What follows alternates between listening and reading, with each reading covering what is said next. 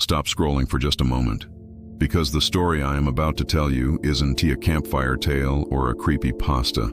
It's a documented haunting, one of the most terrifying in American history.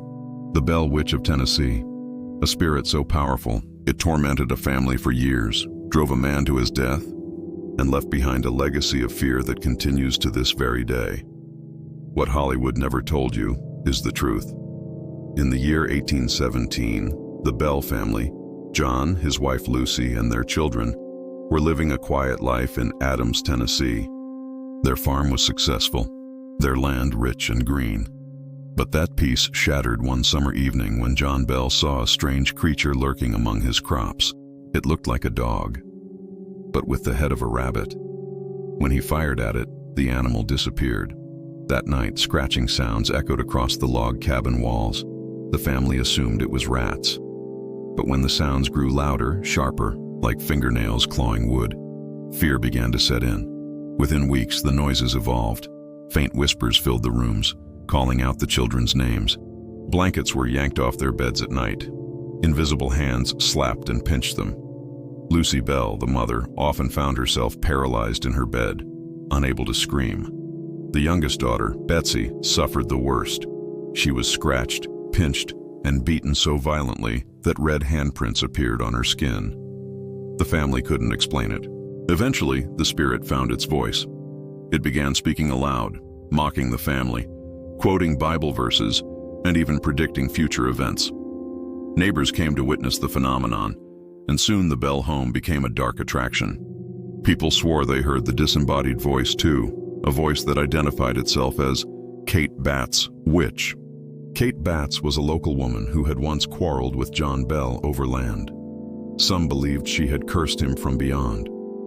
Word spread fast. Skeptics and believers alike traveled miles to hear the witch speak.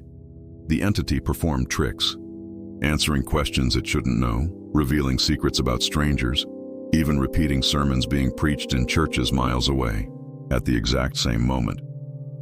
What frightened people the most was its power to physically harm. Betsy collapsed repeatedly from unseen attacks, and John Bell grew weak and ill. His face twisted, his speech faltered, and he wasted away under constant torment. On December 20th, 1820, John Bell was found dead in his bed.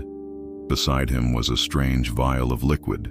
When family members gave a drop of it to the cat, the animal instantly convulsed and died. The witch's voice echoed through the house that day, declaring, "I gave old Jack a big dose of that last night, and he'll never get up again."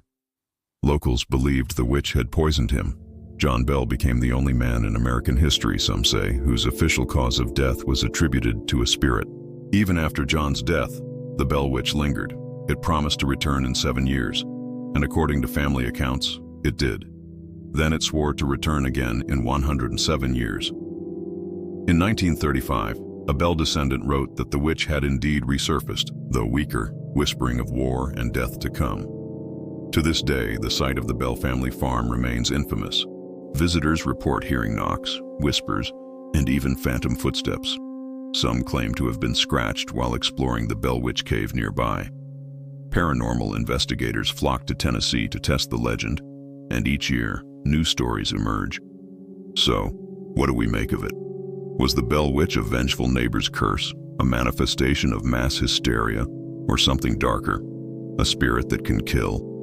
More than 200 years later, no one has the answer, but the Bell Witch's story refuses to die. And if you ever visit Adams, Tennessee, and hear a knock at the cabin wall, you might just find out the truth yourself. Let me know in the comments, and if you dare, hit subscribe, because next time, we're going deeper into America's most haunted secrets. Do you believe the Bell Witch was real? Comment below. Subscribe to American Nightmare for more true American horror stories every week.